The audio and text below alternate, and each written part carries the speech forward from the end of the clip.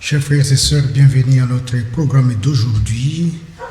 Notre programme des kiosques du jour, nous allons parler ce matin ou encore cet après-midi sur la situation du terrorisme dans le monde.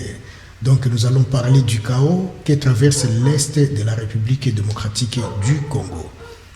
C'est ainsi que je ne suis pas seul devant le micro de la caméra.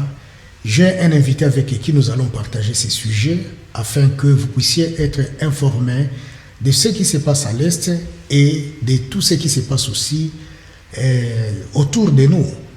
Parce qu'il est très vrai que nous devons quand même nous apprêter, nous devons savoir. Par manque de connaissances, il y a toujours risque de périr. Et de ce fait, je ne suis pas seul, et donc j'aurai aujourd'hui mon invité qui est là devant vous. Et notre invité d'aujourd'hui, il s'appelle Monsieur Vianney. Et je vais essayer un peu, si vous me permettez, de partager un bon moment avec vous, avec Vianney aussi, afin que nous puissions parler de la situation de la RDC. Alors, Monsieur Vianney, bonjour. Bonjour, Monsieur Odo Blamba. Voilà, content de vous recevoir encore sur notre plateau. Et Monsieur Vianney, présentez-vous donc et donnez votre nom, si vous voulez bien, si cela ne vous gêne pas. Oui, je m'appelle Jean-Marie Vianney Mopenda. Je suis congolais, d'origine congolaise, et j'habite l'Australie. Je suis un des leaders de la communauté congolaise de l'Australie. Merci beaucoup, Monsieur Vianney. Donc, ensemble, nous allons démarrer pour discuter, parler, si vous voulez bien, de la situation qui est en train de traverser notre pays, le Congo. Alors, pendant notre programme d'aujourd'hui, nous allons vous poser quelques questions sur la situation de l'Est. Alors, sans plus tarder, je vais entamer ma première question. Mais avant de l'entamer, je vais vous expliquer un tout petit peu ce qui va nous conduire. Donc, le terrorisme sème la terreur dans l'Est de notre pays. Et aujourd'hui, l'actualité de la République démocratique du Congo est dominée par la présence reconnue des réseaux terroristes, plus particulièrement à Beni, dans le nord Kivu, au sud Kivu, disons en général à l'est du pays. Nous savons très bien que plusieurs acteurs politiques continuent à parler sur ces sujets et ils donnent leur point de vue, ils donnent leurs pensées et ils exhortent le peuple. Mais jusqu'à présent, très peu de gens de l'Est du pays parlent de cette situation. Alors, il n'y a pas très longtemps, comme vous le savez, avec la même situation du terrorisme, si vous voulez bien, il n'y a pas très longtemps, au moins maintenant 5 jours, depuis que les réfugiés afghans sont arrivés en Afrique. Mais leur accueil en Afrique soulève un temps difficile où encore plusieurs Congolais, plusieurs Africains sont vraiment plongés dans l'inquiétude. Eh bien, avec le terrorisme qui existe, avec la crainte que les Congolais et les Africains possèdent, ma première question est celle-ci. Quel serait votre point de vue sur les véritables enjeux de ce qui se passe aujourd'hui à l'est de la République démocratique du Congo? Ok, merci Monsieur Odon pour la question. D'abord, je dirais que les enjeux à l'est de la République démocratique du Congo, comme les gens le penseraient, les gens penseraient que c'est quelque chose qui est nouvelle. Mais quand j'ai fait mon analyse personnelle, je constate que ce qui se passe en République démocratique du Congo, à l'est actuellement, qu'on appelle le terrorisme, c'est une nouvelle forme de ce qui s'est toujours passé au Congo depuis Et ça fait maintenant plus de 100 ans. À l'époque, on avait parlé de l'esclavage, après on a parlé de la colonisation, et puis de l'indépendance qui était en réalité une nouvelle forme de colonisation, et aujourd'hui on parle maintenant du terrorisme. En fait, tout ça c'est quoi? C'est une agression des personnes étrangères, des puissances étrangères, à vide des richesses du Congo. Et alors, pour piller les richesses du Congo, il faut tuer les Congolais. Il faut commettre des génocides, maltraiter, torturer les Congolais. Et c'est ce qui s'est toujours passé. Donc, terrorisme, c'est tout simplement un nom. Comment expliquer que le terrorisme vient faire son travail maintenant à l'est de la République démocratique du Congo, exactement au moment où on a découvert le pétrole de bonne qualité à Béni, on a découvert le coltan que nous ne savions pas. Depuis longtemps, nous, on ne savait pas qu'il y avait le coltan à Béni. Et c'est à ce moment-là que nous avons maintenant les terroristes qui viennent tuer les gens à Béni. On va nous dire, bon, voilà, ce sont des terroristes qui viennent pour des motifs religieux, ce sont des disciples. Mais ma compréhension est que tout ça, c'est une nouvelle forme de torturer, tuer, exterminer les Congolais pour piller les richesses du sol et du sous-sol. Donc c'est ça les enjeux. Et une fois que les Congolais comprendront ça, je crois, il faut que tous les Congolais comprennent ça. Et pour qu'ils comprennent qu'il faut, à un moment donné, prendre des mesures pour libérer notre pays une fois pour toutes. Voilà, merci beaucoup. Merci pour cette réponse. Mais je voulais aussi préciser que beaucoup de Congolais disent, sans froid aux yeux, qu'il y a des Congolais qui sont complices dans cette affaire de terrorisme, dans cette affaire du pillage, comme tu venais juste de le mentionner. Alors, dirais-tu que l'État congolais est un acteur clé à l'est du pays parce que, premièrement, il a une certaine faiblesse et parfois, avec sa complicité, serait à la base de ces mouvements terroristes. Est-ce que le gouvernement congolais, est-ce que l'État congolais prend ou encore prenait parti dans cette bêtise de terroriser les pays, de piller les pays, de massacrer le peuple congolais ou pas? Quel serait votre point de vue?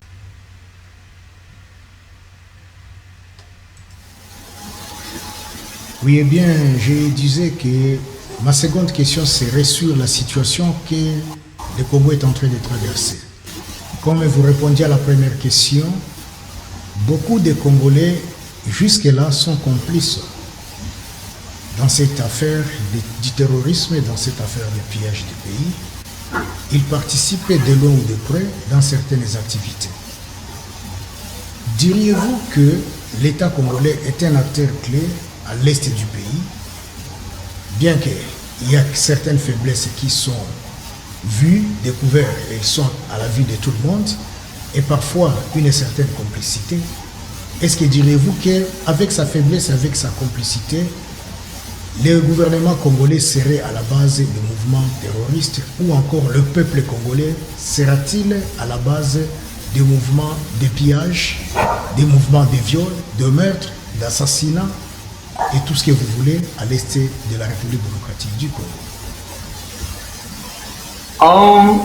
À ce point, je dirais que d'emblée, le gouvernement congolais, à ma connaissance, n'est pas responsable ou impliqué dans le terrorisme à l'est du pays. Mais quand j'ai fait l'analyse de toutes les informations que j'ai, il existe certaines autorités qui malheureusement ont choisi de trahir notre pays pour des intérêts personnels, égoïstes, et qui se sont liés aux ennemis extérieurs qui veulent piller nos richesses. Et c'est ça la situation que nous vivons, c'est-à-dire que ce soit dans l'armée, que ce soit dans le gouvernement, il est connu qu'il y a eu des traîtres et qui sont encore là. Malheureusement que la justice n'a pas encore jugé, parce que même le président du Parlement parlait, ce n'est plus un secret, donc il existe des officiers, que ce soit dans l'armée, que ce soit dans le gouvernement ou dans le Parlement, il existe des autorités qui ont choisi de collaborer avec l'ennemi, avec les ennemis du peuple congolais, avec les gens qui viennent de l'extérieur pour venir piller le Congo et tuer les Congolais. Donc ça, c'est une situation qui arrive où dans un pays, vous avez des traîtres. Mais pour ça, je ne peux pas condamner tout le gouvernement ou tout le peuple congolais.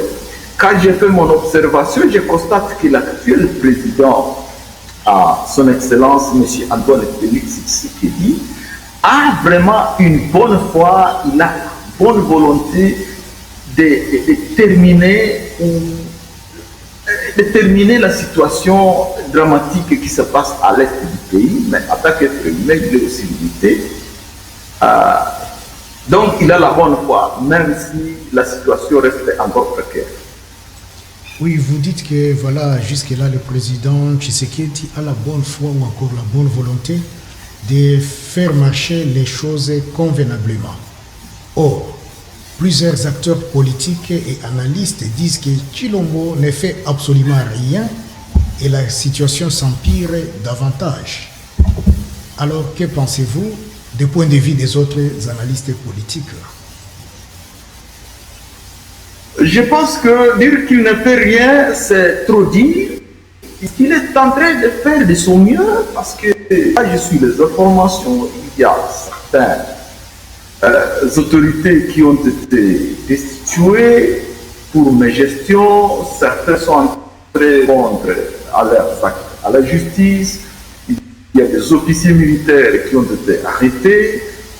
Alors, je ne pense pas qu'il peut résoudre tous les problèmes en un clin d'œil. Moi, je pense que actuellement, on ne peut pas, nous ne pouvons pas sauver notre pays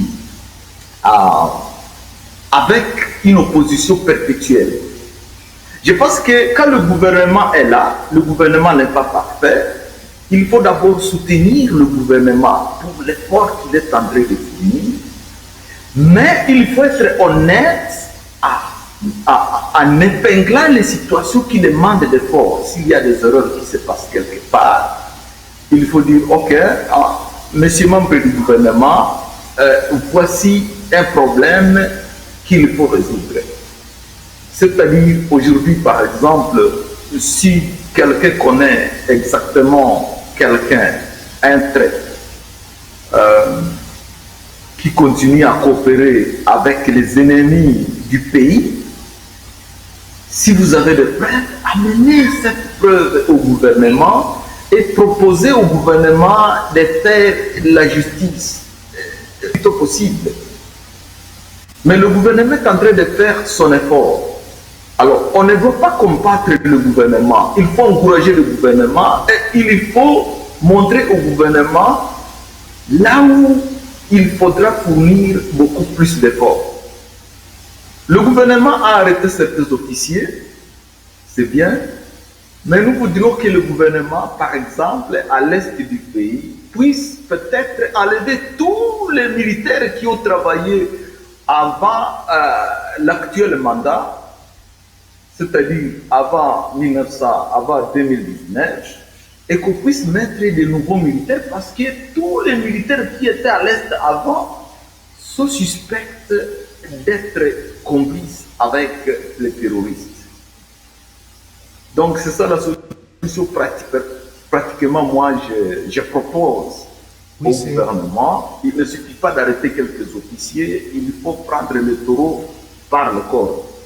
Oui, parce que si vous dites qu'il faudrait peut-être revoir la situation de tous les militaires qui ont travaillé avec l'ancien régime, donc c'est toute une autre armée qui sera en prison parce que au moins 9, vous m'écoutez là? Alors, oui, le son, je n'entends plus. Ah, vous ne m'écoutez plus. Oui, Là, ça, et tout à l'heure, je ne sais plus le là, mot. ça va maintenant. Oui, ça va, très bien. Ok. Voilà, je disais donc que 9 sur 10 militaires congolais soient soit corrompus, soit moins consciencieux. Et si on commencerait à arrêter tous les militaires, ou encore les membres du secteur de la justice, qui sont corrompus, qui continuent à mettre le pays dans le désordre, c'est tout le monde qui sera en prison. Ne pensez-vous pas ainsi? Parce que personnellement, j'ai appris et je continue à le lire aussi, dans chaque département du gouvernement congolais, même si vous voulez un simple service, juste une signature par exemple, vous devrez corrompre. À plus forte raison maintenant, lorsque l'ennemi arrive, il dira à la personne qui accepte d'être corrompu par 1000 francs, je te donnerai 100 000 dollars. La personne va facilement céder. Alors, comment maintenant changer, si vous avez au moins une proposition, qu'est-ce qu'il faut faire pour changer la mentalité des Congolais? Une mentalité qui jusque-là, à 70% est pourrie, excusez-moi le terme, ou encore à 80%, les Congolais ne vivent que parce que le président lui-même appelait COP. S'il n'y a pas de COP, donc il n'y a pas la vie. Que pensez-vous de cela?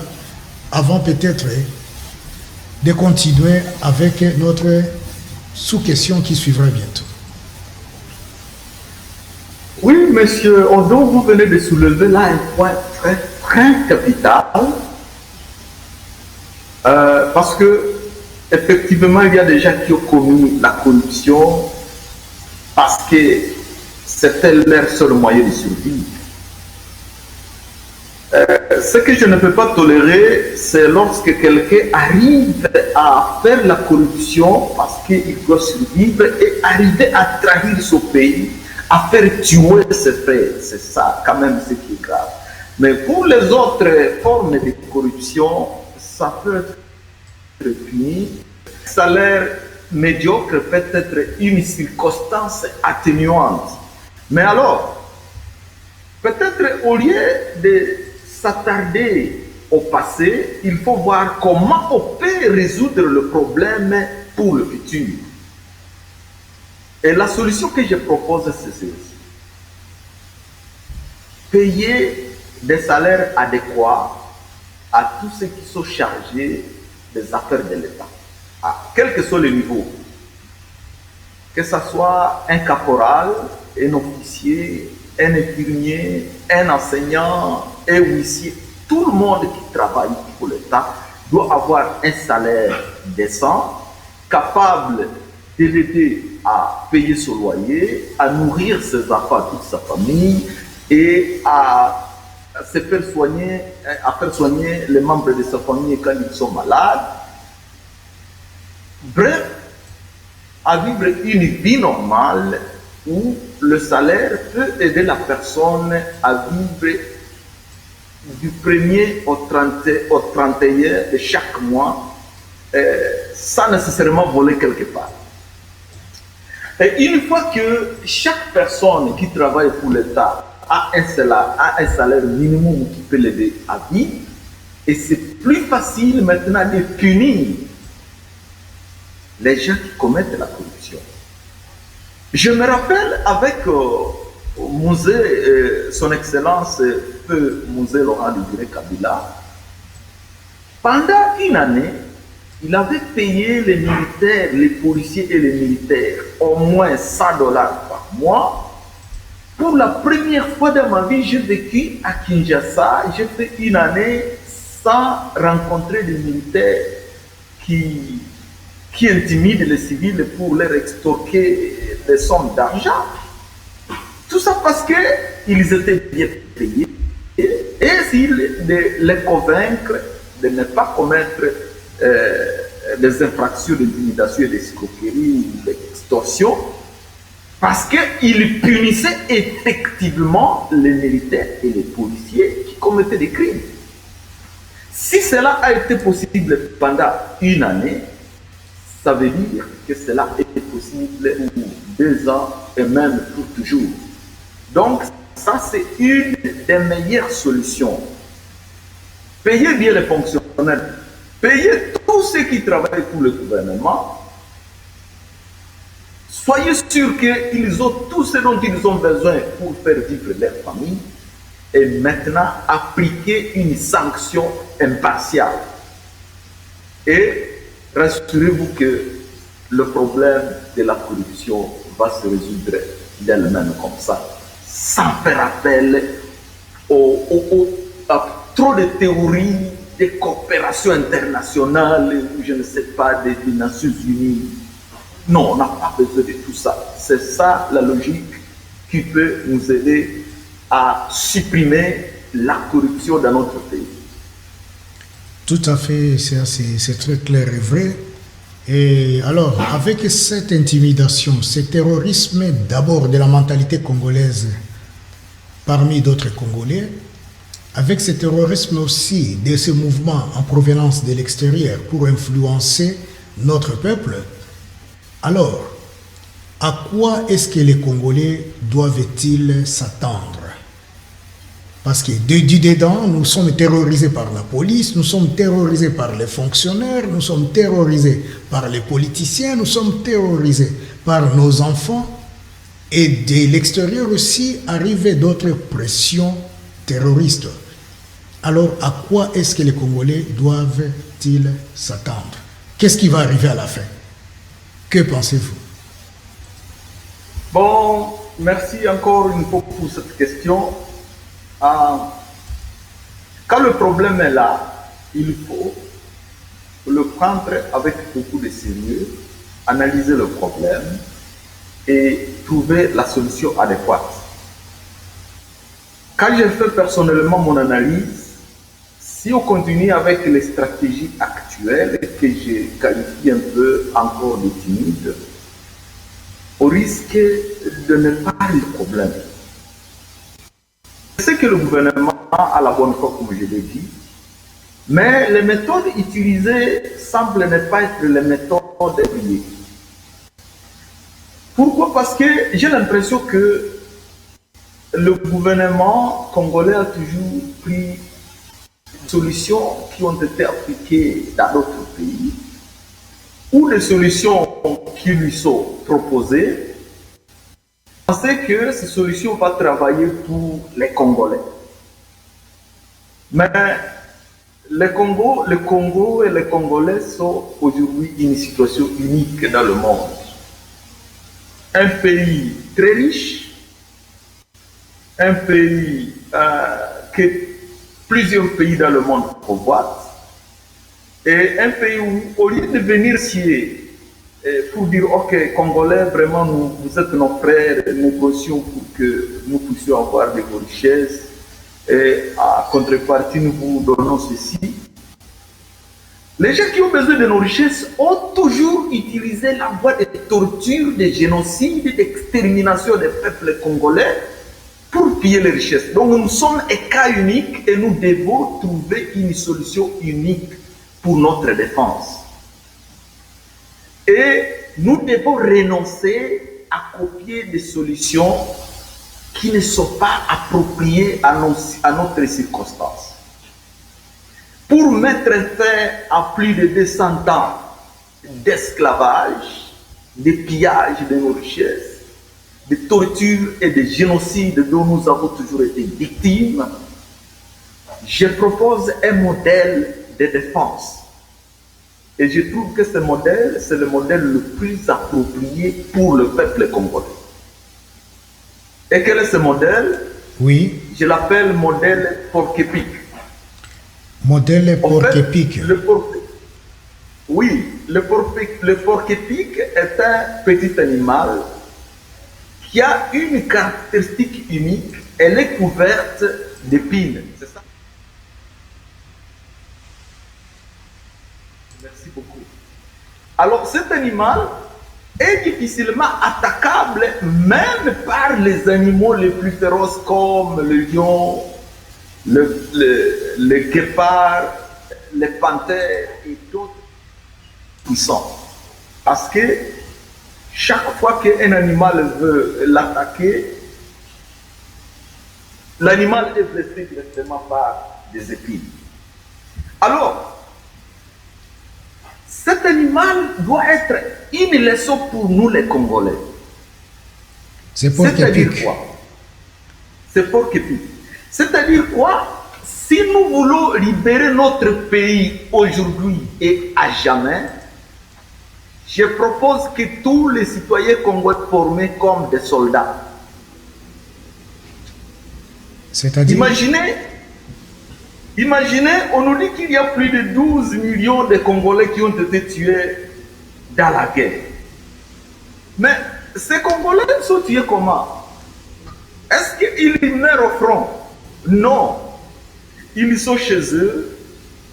Les mamans sont chez elles en train de garder les enfants, ou les gens sont en train de cultiver leurs champs. Et puis les gens qui sont formés comme militaires, parce que ce sont nos ennemis, ils nous trouvent dans une situation de faiblesse. On n'a jamais été formés pour utiliser un fusil. On n'a jamais été formés pour se défendre. Ils viennent, ils nous égorgent comme ça pendant 20 ans. On ne se défend jamais. Alors, il est temps de prendre conscience. Si le gouvernement congolais veut réellement que le Congo soit libre, que tous les Congolais soient formés comme militaires, comme soldats, et que chacun soit capable de défendre ce pays. D'ailleurs, quand j'ai fouillé la constitution de notre pays, l'article 63 de notre constitution dit ceci: tout Congolais a le droit et le devoir sacré de défendre le pays et son intégrité territoriale face à une menace ou à une agression extérieure. Un service militaire obligatoire peut être instauré dans les conditions fixées par la loi.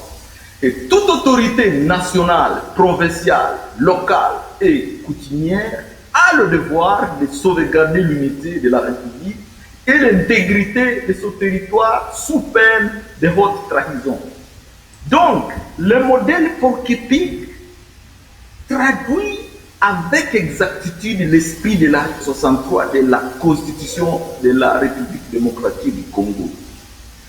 Et ici encore, je le dis, tous les gens qui sont en âge actif, c'est-à-dire entre 15 ans et 65 ans, comme notre pays vit une situation exceptionnelle, tous ces gens devaient être obligés de recevoir une formation nécessaire pour défendre le pays.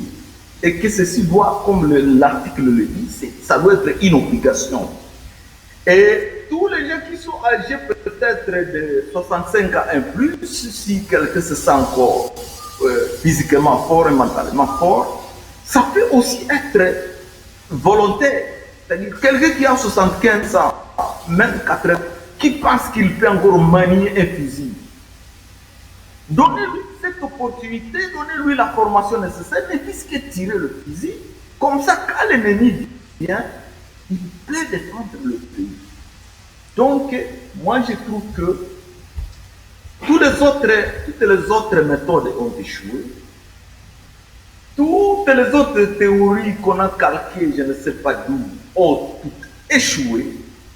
Il n'y a que le modèle Porc-Épic qui peut nous sauver aujourd'hui et pour toujours. Et si on ne fait rien aujourd'hui, parce qu'il faut agir le plus tôt, si on ne fait rien aujourd'hui, nous allons condamner notre pays, nos enfants et nos petits-enfants à l'esclavage pour toujours. Nous devons faire quelque chose, donc ça c'est une obligation. Merci beaucoup pour ton intervention et je dirais que beaucoup de gens pensent, d'autres penseurs pensent que le peuple congolais devrait tout simplement se tenir debout et apprendre à dire non. Ça ne demande même pas des armes. Selon certains penseurs, si tout Congolais disait aujourd'hui, les étrangers doivent quitter notre territoire. Comme les jeunes gens l'ont fait à Bunia par exemple. Ils ont dit à la MONUSCO, vous devez dégager sans armes. Et la MONUSCO a dégagé. Est-ce que ne penses-tu pas que cette stratégie-là aussi serait bonne ou encore possible? D'aller de l'avant avec nos mains bredouilles sans rien faire. Parce que nous avons vu les jeunes soi-disant les jeunes d'autodéfense, c'est ça, d'autodéfense ou encore communément appelés les Maï, ont essayé quand même de demander, je me souviens une fois, demander aux autorités de l'État, donnez-nous les armes, nous allons défendre notre territoire. Et les armes ne leur ont jamais été données, de peur que ces jeunes-là pourraient utiliser ces armes d'une façon abusive. Alors, comment contrôler les armes si on pourrait distribuer les armes à tout le monde? Comment être sûr que ces gens auront une bonne discipline pour l'usage de ces armes? Et qu'est-ce qu'il faut faire aussi? Quels seraient les garde-fous, si vous voulez bien, de sécuriser les voisins, de sécuriser d'autres personnes autour de nous, si tout le monde au moins était militaire avec une arme, à moins que nous soyons comme la Suisse par exemple, peut-être, ou encore comme d'autres pays, que tout le monde doit passer par la formation militaire. Que pensez-vous de cela? Oui, ce que vous dites c'est pertinent. Le modèle pour Kepik, comme je suis en train de le proposer, normalement, la mise à place demande l'analyse de plusieurs détails. Mais quand même, il y a certains aspects dont je peux parler ici. C'est-à-dire que toute armée n'est efficace que lorsqu'elle est disciplinée. On peut avoir l'équipement nécessaire, mais lorsqu'on n'est pas discipliné, lorsqu'on n'a pas l'esprit patriotique, rien ne va faire. Un des aspects très importants ici, c'est que on doit avoir la rigueur de la loi. C'est-à-dire, les gens qui ont les armes doivent être des personnes aussi qui doivent avoir l'intégrité. Les armes ne sont pas là pour aller faire des règlements de comptes. Et le gouvernement doit faire un contrôle systématique de façon que chaque personne doit rendre compte de comment il a utilisé son arme. De deux, il y a normalement des catégories de combattants. C'est-à-dire quoi? Il y a d'abord l'armée professionnelle, et puis maintenant le reste de la population qui est d'office formée comme militaire. Mais parmi la population, on peut remettre des armes à certains jeunes, à certains citoyens dont l'intégrité peut être démontrée. Par exemple, à Beni, à Ituri, le gouvernement pouvait recenser certaines personnes capables d'utiliser les armes, déjà qui sont reconnues pour leur intégrité morale. Et comme ça, dans chaque village, il y a au moins quelques personnes, au moins qui peuvent défendre le village lorsque le village est attaqué. Et ces personnes-là doivent toujours donner un rapport au gouvernement local, comment ils ont pu se servir de leurs armes.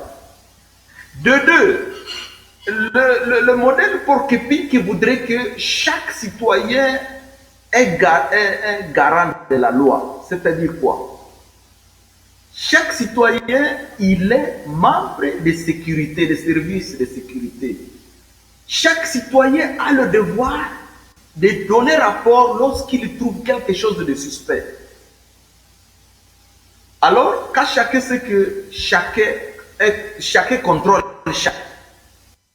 Et ça va aider beaucoup le peuple congolais à dénicher très facilement les traîtres et aussi à donner les rapports lorsqu'il existe des gens qui sont en train d'utiliser abusivement les armes qui sont données par le gouvernement pour défendre le territoire.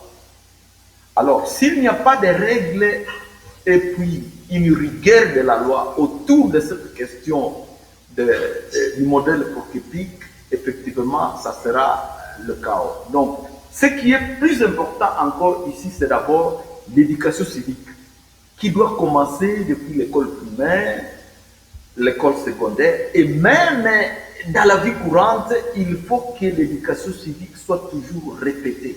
Quand j'étais à l'université, je me rappelle, il y a une théorie qui disait que le gouvernement ou bien l'État, c'est l'éducateur suprême. C'est-à-dire, quand tu fais même une bonne observation, vous pouvez avoir des bonnes églises dans un pays, mais si le gouvernement est laissé aller, il y aura trop de crimes. Mais quand le gouvernement fait appliquer la loi, punit tous ceux qui violent la loi, vous verrez qu'il y aura aussi beaucoup de très bons chrétiens qui vont aussi obéir et qui vont respecter la loi. Mais quand dans un pays, la loi n'est pas respectée, le gouvernement ne fait rien pour faire respecter la loi, vous verrez même parmi les chrétiens, il y aura des criminels qui tuent les gens, et des fois même qui vont commettre des crimes au nom de la parole, au nom de leur croyance. Donc, je crois qu'à bref, ce qui est important ici, c'est l'éducation d'abord, l'esprit patriotique. Il faut que les gens soient formés à l'esprit patriotique et que les gens sachent que s'ils abusent du pouvoir qu'on leur donne, que ce soit le pouvoir de porter une arme, le pouvoir de contrôler les autres personnes ou de diriger d'autres personnes, tout abus du pouvoir doit être toujours et sévèrement puni. Ça, ce sont parmi les conditions qui peuvent nous aider à sauver notre pays du désordre et du chaos qui nous a menés à la situation dans laquelle nous vivons aujourd'hui. Oui, merci beaucoup. Donc, nous allons continuer et passer immédiatement à une autre question. Alors, c'est depuis dimanche 15 août que le président Félix Tshisekedi a autorisé des experts antiterroristes américains qui sont arrivés au moins 4 jours maintenant, disons qu'ils étaient arrivés 2 jours plus tôt en République démocratique du Congo. Et leur mission était de venir appuyer l'armée congolaise dans la lutte contre les terroristes à l'Est. Est-ce que les Américains aideront-ils la République démocratique du Congo plus que l'Afghanistan, d'où ils venaient de quitter, plus que l'Irak, plus que la Somalie et d'autres pays du monde où ils ont piétiné pour venir en aide et à leur départ c'était du chaos? Oui, merci pour la question. Je pense que le président américain Joe Biden a déjà répondu à cette question déjà, pas directement mais indirectement. Parce que il y a 1 ou 2 semaines que les rebelles en Afghanistan sont revenus au pouvoir. Et quand les gens ont accusé les États-Unis d'avoir été aussi responsable de cet échec, le président américain a dit ceci. Peut-être que je ne serai pas capable de reproduire exactement ce qu'il a dit, mais il a dit ceci. Nous, Américains, nous avons dépassé plus de 70 milliards pour équiper et former l'armée afghane. Mais nous n'avons pas été capables de donner aux Afghans le courage et la volonté nécessaire de défendre leur pays et leur futur. Donc, pour dire que il pouvait donner même 1000 milliards à l'armée afghane, mais lorsqu'il n'y a pas la volonté ferme de travailler pour son propre pays, cela ne fera absolument rien. Alors, ceci est une leçon pour nous les Congolais. On doit tirer la leçon à partir de ce qui s'est passé ailleurs. Les Américains peuvent venir, donner tout ce qu'ils peuvent donner, mais lorsque les Congolais n'ont pas cet esprit patriotique, cette détermination de défendre leur pays, ça ne va rien apporter à notre pays. Donc, la présence des Américains ne fera rien. Donc, les Américains peuvent nous aider. C'est une bonne opportunité pour dire, OK, merci de penser à nous. Vous pouvez nous aider à former des militaires pour que les militaires congolais soient capables de se défendre eux-mêmes. Mais alors, souligner une chose, j'ai un point très important, c'est que le gouvernement doit penser comment former le patriotisme congolais. Il faut qu'il y ait un Congolais qui naît au qui dit pour ma patrie, je dois être prêt et je suis prêt à donner, à produire, à fournir tous mes efforts, même s'il faut sacrifier ma vie. Je crois que ça c'est très important. Et un point pour y arriver, c'est qu'il faut que chaque citoyen congolais se sente protégé par le Congo. Oui. Donc lorsque chaque citoyen se sent protégé par le gouvernement congolais, bon, quand moi j'ai un problème, le gouvernement congolais me vient à aide. Le gouvernement congolais prend soin de moi. Et moi aussi, je dois prendre soin de mon pays, je dois protéger mon pays. Et ça, c'est très important. Il faut que le gouvernement, ici je m'adresse encore une fois de plus à notre gouvernement, au Parlement, nous devons organiser notre pays tel que chaque citoyen se sente protégé et se sente valorisé par le gouvernement dans toutes ses actions. Oui, certainement. C'est pourquoi les Congolais attendaient pendant tous ces temps à ce que les Américains arrivent pour le libérer de ce terrorisme qui traverse le pays. Est-ce que pensez-vous que les Congolais doivent continuer à attendre? Parce que, bien sûr, tout le monde cherche une solution. Le président de la République nous amène un groupe des mercenaires américains pour dire, voilà, ces mercenaires sont là pour essayer de nous aider à trouver la solution. Est-ce que inviter les Américains, comme vous venez juste de le dire, tirons de la leçon à travers la situation d'Afghanistan et d'autres, est-ce que la présence de ces gens, ça signifie la libération du Congo, la libération du peuple congolais? En sous-titre, comme vous avez aussi ajouté quelque chose de très très important, il faut à ce que le pays puisse aussi prendre soin de son peuple. C'est-à-dire, le Congo doit prendre soin du Congolais. Est-ce que le Congo de Tshisekedi Tshilombo aujourd'hui prend-il soin du peuple congolais? Merci.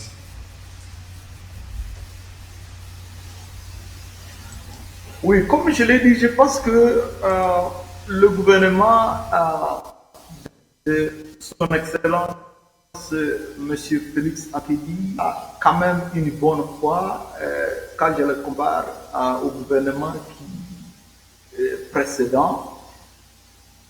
Ils ont la bonne foi et comme nous sommes un État qui, je dirais peut-être, qui n'a jamais été organisé, je pense que c'est le moment de mettre nos idées ensemble.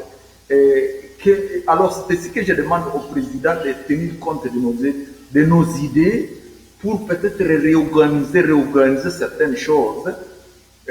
Mais moi, je suis convaincu qu'il est en train de faire un effort pour que notre pays puisse aller de l'avant. Mais alors, pour revenir à la question des armées américaines ou étrangères, en commençant par l'armée américaine, bien sûr,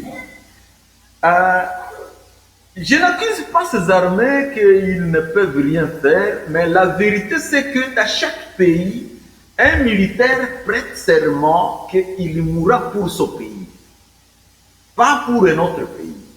La preuve est que, ça je n'apprends à personne, depuis 20 ans, nous avons toutes les armées du monde en République démocratique du Congo. Et ces armées du monde qui sont chez nous, et principalement à l'Est, portent le nom MONUSCO.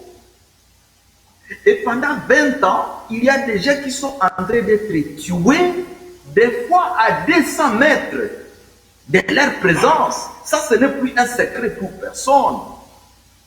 Alors, je pense que nous les Congolais, nous devons dire, nous ne sommes pas des idiots à continuer à croire aux fausses solutions. Donc, on peut amener encore les armées de tout le monde entier. Ils ne feront jamais rien pour nous. Nous venons de le vivre pendant 20 ans.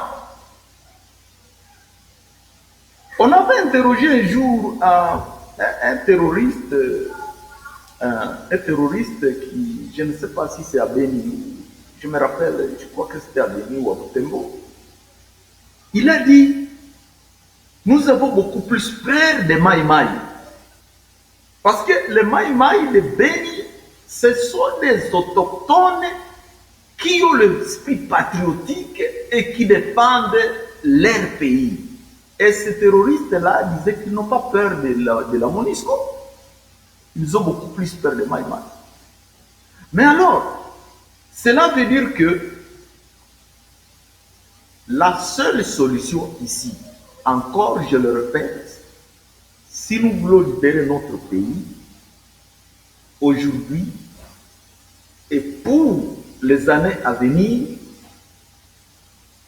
nous ne devons pas compter sur les armées étrangères. La vraie solution, c'est de compter sur les Congolais maintenant. Et ici, encore une fois de plus, je m'adresse directement au gouvernement. Je me demande pourquoi vous continuez à appeler les militaires du Kenya, les militaires, je ne sais pas de quel pays, pour venir se battre. Non.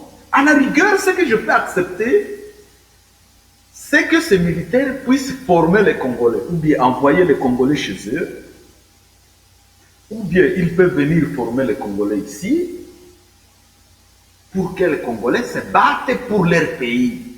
Ces gens ne viendront jamais se battre pour notre pays. Les Américains peuvent venir, je pense que c'est une bonne chose, il faut bien avoir de bonnes relations, il faut avoir de bonnes relations diplomatiques avec les autres pays. Mais demander aux Américains de nous donner, peut-être de nous aider avec des équipements appropriés, et que les Congolais apprennent à utiliser ces équipements, et que les Congolais apprennent à défendre, que les Congolais défendent eux-mêmes leur pays. Et surtout, n'oublions pas une chose, dépenser beaucoup d'argent pour ces pays étrangers afin qu'ils amènent leurs militaires pour venir se battre dans notre pays, c'est un gaspillage inutile. Plutôt utiliser cet argent pour augmenter le salaire de nos militaires et utiliser cet argent pour former le maximum des militaires congolais.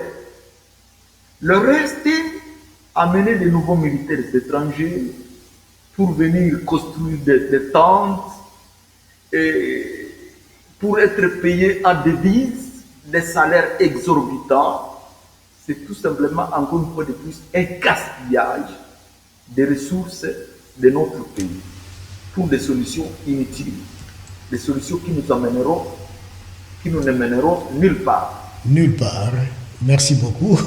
Alors, passons immédiatement à la dernière question, et peut-être je vais aussi subdiviser cette dernière question en 2 ou 3 petites sous-questions. Ça fait maintenant 3 mois depuis que notre état de siège a été prorogé pour la 6e ou encore la 7e fois, je ne sais pas. Et cela dans les provinces du Nord Kivu et dans la province du Nord Kivu et celle de l'Ituri. Nous avons là des gouverneurs militaires, nous avons des vice-gouverneurs qui sont des officiers de la police, et leur objectif était de restaurer la paix dans les provinces. Il y a de cela 20 ans, comme vous l'avez souligné. Mais en dépit des mesures d'urgence et du pouvoir confié aux militaires, la situation sécuritaire sur les terrains semble empirer, ce qui exaspère la population. L'armée, pour sa part, l'armée congolaise a admis que l'état de siège ne mettra pas fin au conflit de la région. Alors, que pensez-vous de la proclamation de l'état de siège décrété par le président Félix-Antoine Tshisekedi Tshilombo? Et puis, de deux, est-ce que cet état de siège ramènera-t-il la sécurité dans l'est du pays? Parce que nous avons maintenant plus de 485 civils qui ont été tués depuis que l'état de siège est dans ce coin du pays. Alors, pouvez-vous donner à la fin un petit commentaire sur le bilan de l'état de siège en RDC? Est-ce que c'est un échec? Est-ce que c'est une réussite? Merci. Ok, merci pour cette question. Oui, comme je l'ai dit, je pense que quand il y a un problème, il faut prendre le taureau par les cornes. D'abord, d'après les informations que j'ai eues, remplacer le gouverneur civil par des gouverneurs militaires. Et puis, il y a encore des militaires sur terrain qui étaient là depuis longtemps. Et certains officiers qui étaient là depuis longtemps, qui n'ont jamais été remplacés.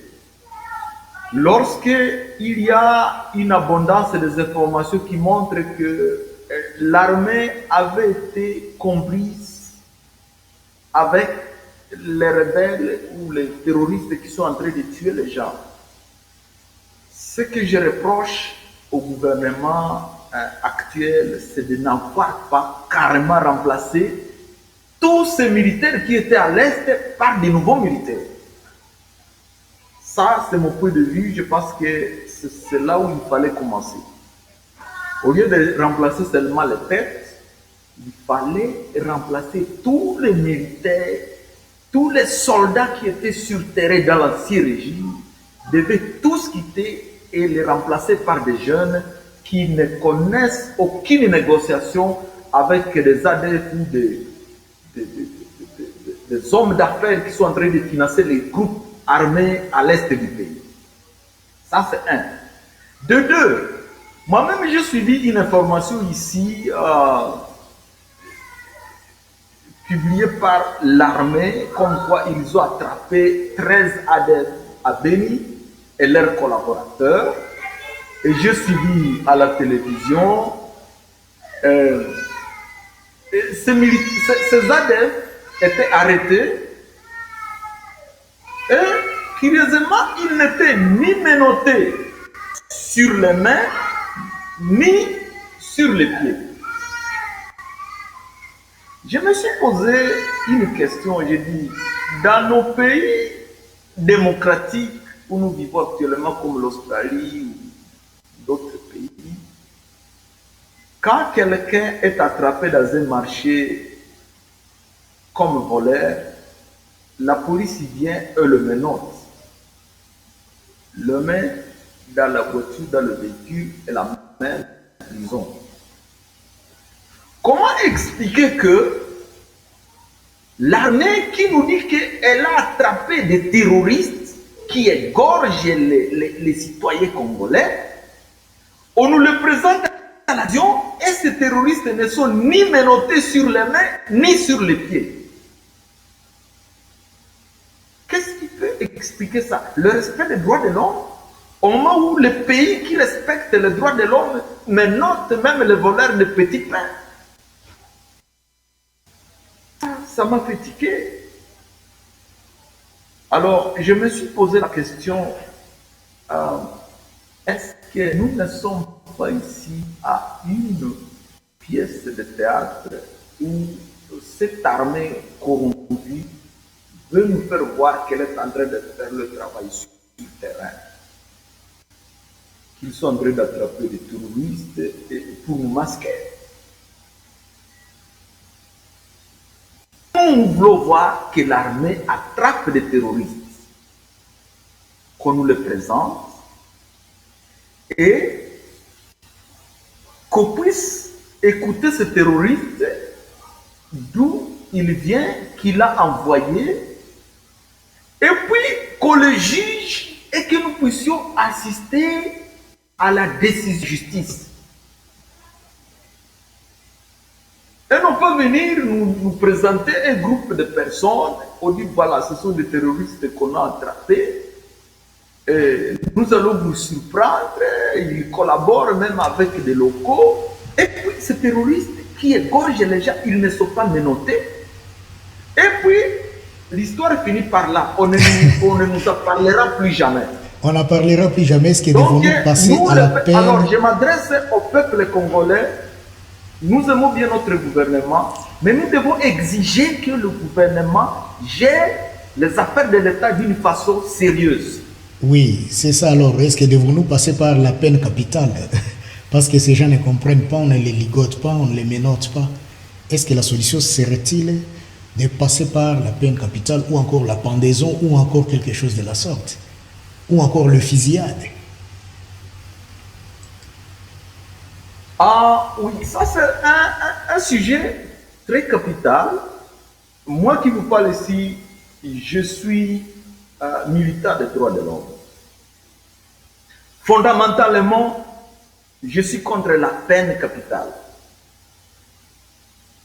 Je crois que dans les conditions légales, quels que soient les crimes que quelqu'un a commis, on peut l'emprisonner en vie. Peut-être qu'on peut le rééduquer pour qu'il puisse se reconvertir en une personne normale. Mais encore, je reviens, nous les Congolais, nous devons être réalistes. Dans des pays qui sont stables, on peut prendre un criminel, on le met en prison jusqu'à ce que la personne soit rééduquée et ne commette plus de crimes. Et dans ces conditions-là, on peut le ramener dans la société. Et si la personne montre qu'elle ne peut plus être réinsérée en société, on la laisse en prison pour toujours. Mais maintenant, qu'est-ce qui se passe dans le pays? Il n'y a pas longtemps, je crois en 2020, on avait attrapé des terroristes qui égorgent les gens à Béni. On les a mis en prison. Bon, je ne sais pas, il paraît qu'au Congo, il n'y a plus de peine de mort, il n'y a plus de peine capitale. Ok, ça serait une bonne chose. Mais en 2020, les autres, leurs amis rebelles, terroristes, sont venus détruire la prison et ils ont libéré leurs amis. Et ces rebelles sont encore rentrés dans la brousse et ils ont continué encore à tuer les gens. Donc, actuellement, détruire les prisons pour libérer les prisonniers, c'est devenu une monnaie courante. Donc, on attrape les criminels aujourd'hui, on les met en prison, peut-être avec la corruption, il y a les gens qui viendront la nuit pour détruire les portes, et puis encore libérer les prisonniers. Alors, il y a une question que moi je me pose et je demande à nous les Congolais et au gouvernement congolais de se poser la même question. Est-ce que, à l'étape actuelle, faudra-t-il garder dans nos prisons les criminels qui tuent les gens qui quittent le pays, ou les ennemis ou les terroristes qui sont en train d'égorger les gens? Il faut les garder en prison et leur donner la nourriture, parce que selon les droits de l'homme, il faut nourrir les prisonniers et il faut les soigner quand ils sont malades. Au moment où les innocents, les citoyens innocents n'ont rien à manger, les citoyens innocents qui sont terrorisés sont en train de fuir leur village, ils meurent en route par manque de soins. Alors, c'est une question à laquelle je demande aux gens de réfléchir. Je ne peux pas imposer ma solution, mais je demande au gouvernement de réfléchir sur ce point et aussi aux associations des droits de l'homme dans le monde entier qui accusent facilement le gouvernement qui torture les prisonniers, de raisonner, de passer à ça. Pour la République démocratique Congo, les gens qui sont victimes de la guerre sont en train de souffrir par manque de soins, par manque de nourriture. Et puis maintenant, si vous attrapez les terroristes, il faut les mettre à prison. Et puis maintenant, comme vous les mettez à prison, vous devez prendre soin d'eux, leur donner la nourriture, leur donner les médicaments. Parce que vous devez respecter leurs droits. Donc, je ne suggère rien, mais c'est une matière à réflexion, que notre gouvernement y réfléchisse que le peuple congolais y réfléchisse et que les associations des droits de l'homme y réfléchissent. Mais encore, je reviens, il faut que les Congolais prennent des solutions qui sont appropriées à leur situation parce que c'est un peuple unique qui a été victime de génocide pendant des siècles et des siècles à cause de leurs richesses.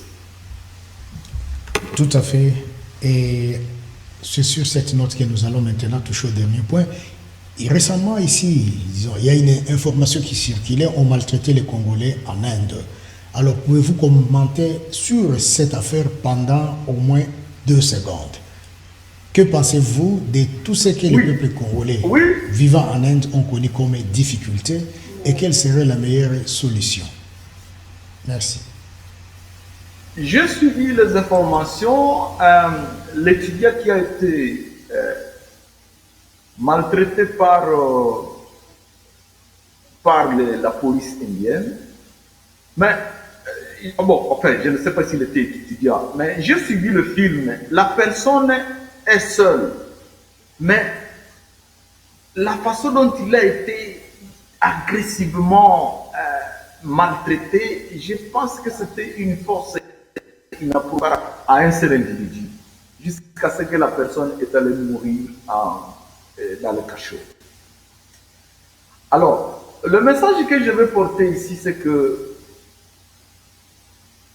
à Kinshasa, il y a eu des gens qui ont tenté aussi de se venger contre les Indiens qui vivent à Kinshasa et même contre les Chinois. Alors, moi je dirais ceci, que ceux qui ont voulu se venger contre les Indiens qui vivent au Congo, ça c'était une erreur. Parce que ces Indiens qui vivent au Congo comme des hommes d'affaires n'étaient pas à connivence avec les policiers qui ont maltraité les Congolais en Inde.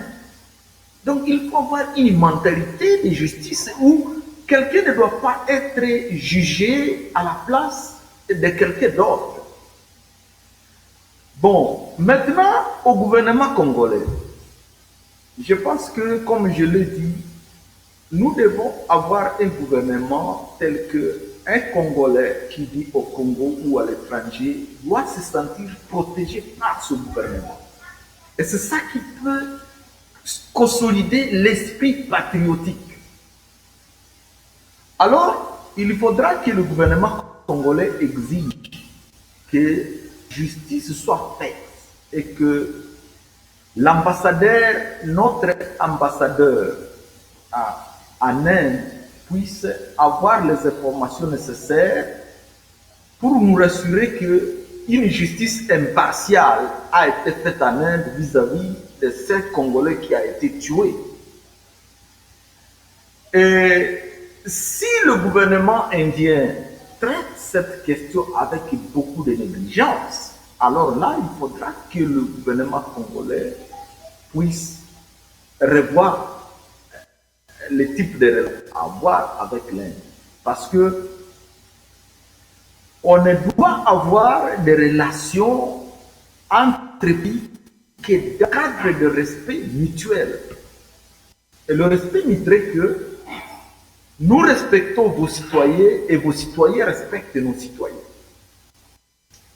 Et un autre élément que je veux ajouter, c'est qu'il faudra que les Congolais qui vivent à l'extérieur de notre pays, à l'extérieur du Congo, puissent toujours respecter les lois des pays où ils vivent.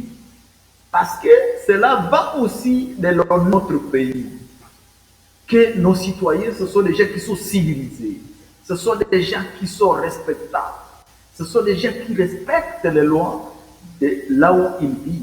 Donc ça aussi c'est très très important et j'appuierai que même lorsque un Congolais a commis un crime à l'étranger et s'il rentre au Congo, il faudra que le gouvernement congolais puisse le condamner aussi. Nous devons être des modèles. Il faut que les Congolais, nous puissions avoir conscience que nous devons être des modèles partout là où nous sommes. Ça va nous amener non seulement le respect sur nous, mais aussi un respect sur notre pays d'origine. Voilà, merci beaucoup. Donc, c'est la dernière question qui venait juste de nous amener à la fin de ce programme. Alors, pendant une seconde, peut-être votre dernier mot au peuple congolais, au président de la République et à nos amis, les visiteurs qui viennent au Congo, les militaires qui sont là, et le monde entier qui fixe leurs yeux sur le Congo. Quel serait votre dernier mot à ce sujet? Mon dernier mot, c'est au peuple congolais, pour dire au peuple congolais, vous m'avez suivi et je vous dis une chose maintenant, c'est que nous tous, nous devons exiger au gouvernement de nous donner les moyens nécessaires afin que nous puissions mettre en pratique l'article 63 de notre Constitution qui nous donne le devoir de défendre notre pays lorsque notre pays est victime d'une agression extérieure et que le pays puisse punir très sévèrement tous les gens qui décident de se joindre avec les ennemis pour trahir notre pays. Et au même moment, je rappelle que vraiment, c'est maintenant ou jamais. Nous n'avons pas de choix, nous devons libérer notre pays.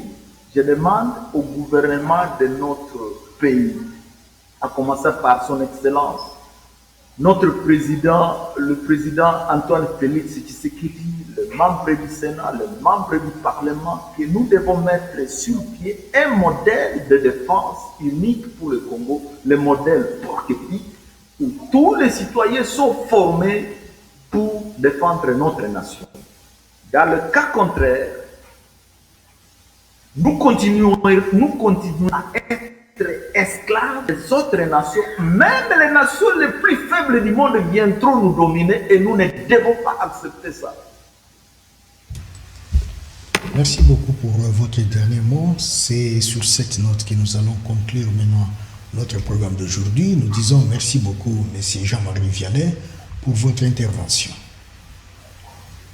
Merci beaucoup, c'est plutôt moi qui vous remercie pour me permettre de m'exprimer et de m'adresser à mes compatriotes congolais et surtout à notre cher gouvernement de la République démocratique du Congo.